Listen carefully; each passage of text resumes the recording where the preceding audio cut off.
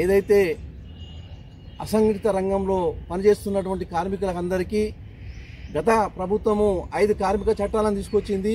ఆ చట్టాల ఇదివరకు కూడా మరి వీటిని విభజించి మరి కోడ్లు ప్రకటించలేదు. అయితే కాంగ్రెస్ ప్రభుత్వము ఇకనైనా ఇప్పుడు 15 నెలల పాలనలో మరి కనీస వేతనం కూడా అమలు చేయకుండా మరి అసంఘటిత రంగంలో మరి ఏదైతే ట్రాన్స్పోర్ట్ కార్మికులు కానీ, అమాలు కార్మికులు కానీ, ఆశా వర్కర్లు కానీ, అంగన్వాడీ వర్కర్లు కానీ, గ్రామ పంచాయతీ కార్మికులు కానీ కనీస వేతనము ఏదైతే సుప్రీంకోర్టు ఇచ్చింది సమాన పనికి సమానము మరి కనీస వేతనం ఇవ్వకుండా దాన్ని ఇంప్లిమెంట్ చేయకుండా ఇలా కాలయాపన చేస్తున్నది.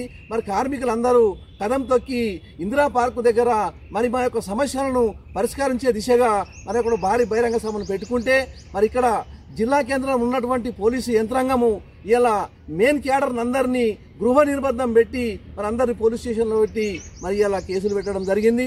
అవి తక్షణమే ఉపసంహరించుకోవాలి. ఏదైతే ఉన్న కార్మిక చట్టాలను కూడా వీటికి అమలు చేసే విధంగా ఉన్నటువంటి ప్రభుత్వము మరి ప్రయత్నం చేయాలని, అట్నే గతంలో కూడా కేసీఆర్ ప్రభుత్వము ఇదే విధంగా కార్మికులందరినీ అరెస్టు చేస్తూ మరి ధర్నాలు పెట్టుకోకుండా రస్తారోకోలు చేయకుండా చేసినటువంటి ఘనతకు మరి ప్రజలందరూ కలిసి ఆయనకు యువగీతం పాడి మరి ఇలా ఇంటికే పరిమితం చేసినటువంటి ఘనత ఇలా మన తెలంగాణ ప్రజానీకాన్ని. అయ్యా కాంగ్రెస్ ప్రభుత్వానికి మేము ఇప్పటికీ ఒక చెప్తున్నాము, మరి మీరు కనుక ఇటువంటి చట్టాలను ఈ రకంగా కాలయాపన చేస్తూ అందరినీ కార్మికులను ప్రశ్నించే గొంతును కూడక మీరు ఈ రకంగా చేస్తే రానున్న కాలంలో మిమ్మల్ని కూడక ఇంటికి పంపించేటువంటి ప్రయత్నము చేస్తున్నారని నేను సిఐటిగా హెచ్చరిస్తున్నాను. కనీస వేతనాల చట్టాలని మనల్ని పరిపాలిస్తున్నటువంటి ప్రభుత్వము కార్మికుల గురించి తీయడం లేదు, తీసిన వాటిని అమల్లోకి తీసుకురావడం లేదు. గత 12 సంవత్సరాల నుంచి ఈ విధానం కొనసాగుతున్నది. కేసీఆర్ ప్రభుత్వం టీఆర్ఎస్ ప్రభుత్వం ఉన్నప్పటి నుంచి వరకు ఇప్పటి వరకు అదే రకంగా కొనసాగుతున్నది.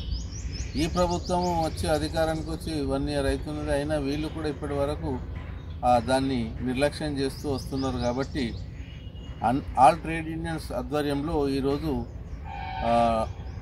ఇందిరా పార్కు వద్ద ధర్నా కార్యక్రమం నిర్వహించడానికి ఆల్ ట్రేడ్ యూనియన్స్ పిలిపివ్వడం జరిగింది.